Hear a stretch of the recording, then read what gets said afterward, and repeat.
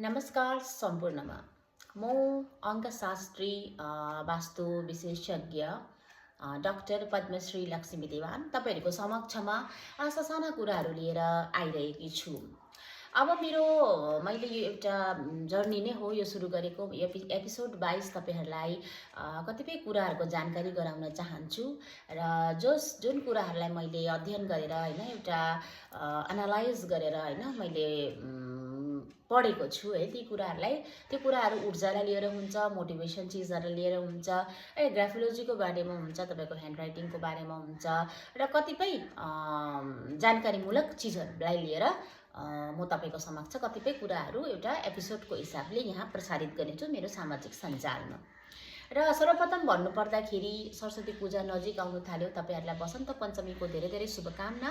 वसन्ती पञ्चमी भन्नुपर्दाखेरि माता सरस्वती कलाको देवी हो र हामीले उहाँको सम्मान गर्नुपर्छ र तपाई जुन पनि क्षेत्रमा हुनुहुन्छ, कर्म क्षेत्रमा हुनुहुन्छ या कला क्षेत्रमा हुनुहुन्छ, तपाईको साधनाको मूल स्रोतै माता सरस्वती हुन् र उहाँको आशीर्वाद सबैलाई नै प्राप्त होस्।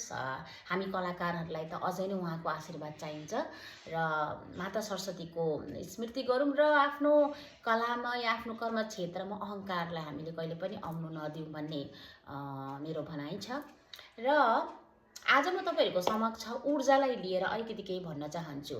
हामीहरूले कुण्डली हेर्छौं, डेट अफ बर्थले हेर्छौं, जे पनि हेर्छौं त्यो तपाईको कतिपय कुरामा ठीक पनि हुन्छ, तर बिना कुण्डली पनि तपाईको जीवनमा एउटा ऊर्जाले काम गरिरहेको हुन्छ। त्यो हो तपाईको सर्कल, तपाईको संगति। तपाईको संगति कस्तो ठाउँमा छ र तपाईको संगति कोसित छ त्यसले पनि तपाईको जीवनमा धेरै नै प्रभावित गर्छ र अटोमेटिक तपाई पनि त्यही प्रकारले कन्भर्ट हुनुहुन्छ हैन। जस्तो तपाईको संगत छ, जस्तो तपाईको सर्कल छ। अब जस्तै एउटा पार्टी गरिरहने ग्रुपमा तपाईको उद्देश्य नै त्यो कहिले 2 दिन बितेर 3 दिन बितेर फेरि पार्टी गर्ने खालको उद्देश्य नै हुन्छ, अरु कन्सेप्ट आउँदैन, खाली पार्टी नै गर्ने उद्देश्य हुन्छ। र त्यस्तो हिसाबले कतिपय क्षेत्रमा हामीले जान्नुपर्ने कुराहरूबाट पनि हामी विमुख हुँदै जान्छौं, हामी बिर्सिँदै जान्छौं र त्यही चीजमै हामीलाई उयो हुन्छ, ध्यान हुन्छ।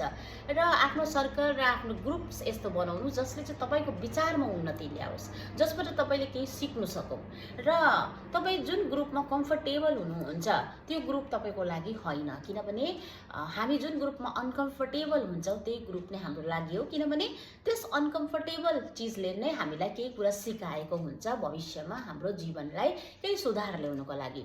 र माया गर्ने मान्छेहरू हामीलाई चाहिन्छ, माया गर्ने मान्छे हाम्रा वरिपरि छन्, तर माया गर्ने मान्छेले तपाईको कुनै पनि विचारधारालाई सकारात्मक विचारधारालाई उनीहरूले डिनाइ गर्दैन, उनीहरूले त्यसलाई त्यस विषयमा सोच्छ।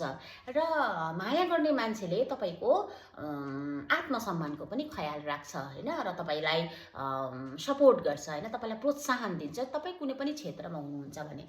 र त्यही हो ऊर्जाले त्यस्तै काम गर्छ जब तपाई कुनै सर्कलमा बस्नुहुन्छ र आफ्नो सर्कल विचार गर्नुस् हैन।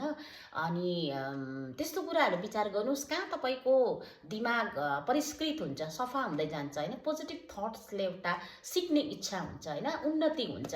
त्यो हो उन्नति हुनुको मतलब हामीले काम गरेर पैसा कमाएर भक्कु पैसा जम्मा गर्नु, बिजनेस गर्नु मात्रै होइन। उन्नति भनेको हाम्रो मानसिक स्थितिको पनि एउटा लेभल अप हुनुपर्छ हैन। र विचार, संगति र सर्कलले नै हाम्रो जीवन प्रभावित हुन्छ। तपाई जस्तो पनि सर्कलमा हुनुहोस्।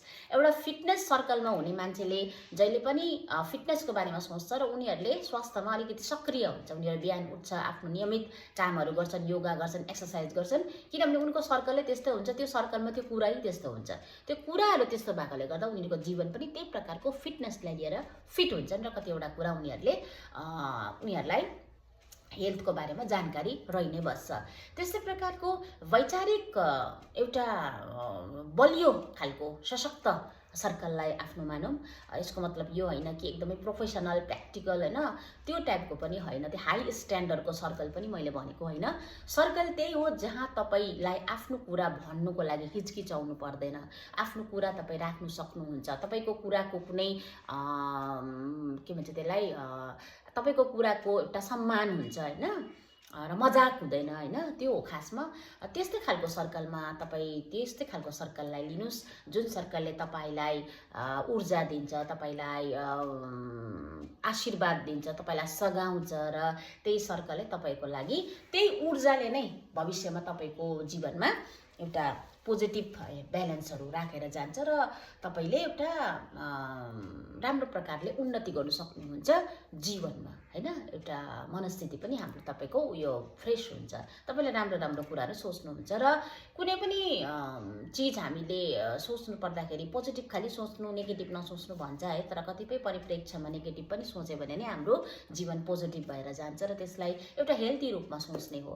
र आजको लागि यति नै। म यस्तै प्रकारको एपिसोडहरू, ऊर्जालाई लिएर एपिसोड या कोही बेला नम्बरलाई लिएर, कोही बेला वास्तुलाई लिएर, तपाईँको घरमा कस्तो खालको वास्तु छन् होइन र बिग्रेको वास्तु छ भने त्यसलाई कस्तो प्रकारले केही नटुटाइ फुटाइ केही नगरी त्यसलाई एउटा राम्रो प्रकारले हामीले रेमेडिजले उयो गर्न सक्छौँ, त्यस्तो प्रकारको कुराहरू। र तपाईँको ओरा कस्तो छ होइन, कस्तो कलरको छ त्यो चिज होइन, र तपाईँको ह्यान्ड राइटिङले कस्तो व्यक्तित्वमा प्रभाव पर्छ र तपाईँको उपस्थितिले कस्तो प्रकारको एउटा स्थिति होइन हुन्छ, त्यो पनि तपाईँको व्यक्तित्वमा आउँछ, तपाईँको नम्बरमा आउँछ। र कुनै पनि नम्बर भयङ्कर दामी र कुनै पनि नम्बर एकदमै उयो हुँदैन, सबै नम्बरको आफ्नो आफ्नो महत्त्व हुन्छ। तपाईँलाई म त्यो नम्बरहरूको बारेमा, मोबाइल नम्बर, तपाईँको घरको नम्बर, तपाईँको scooty number, bike number, car number, phone number, every number होइन, नम्बरले नै तपाईँको जीवनमा कतिपय पोजिटिभ र नेगेटिभ स्थितिहरू ल्याउँछ।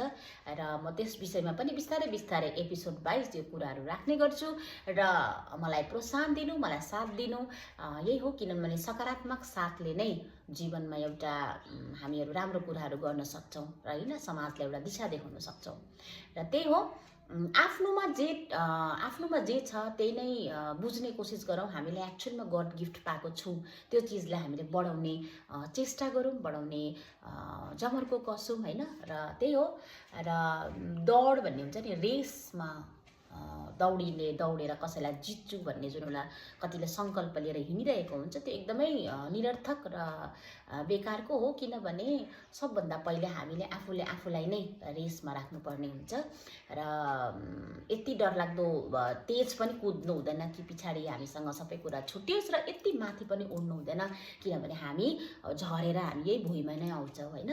यही जमिनलाई नै स्पर्श गर्छौँ र डाउन टु अर्थ नीति अपनाउनुपर्छ र कला साथै कलाकार सबैलाई नै सम्मान गर्नुपर्छ, किनभने सम्मान नै हाम्रो जीवनको एउटा सकारात्मक ऊर्जा हो र त्यसले नै हाम्रो जीवन पनि देखिन्छ होइन। त्यस्तै हो। मलाई यसरी एपिसोड वाइज आशा छ छुन्नुहुन्छ भनेर। र आजको लागि म यहीँ आफ्नो यो जति पनि मेरो कुराहरू छ म समाप्त गर्दछु। हवस्, धन्यवाद।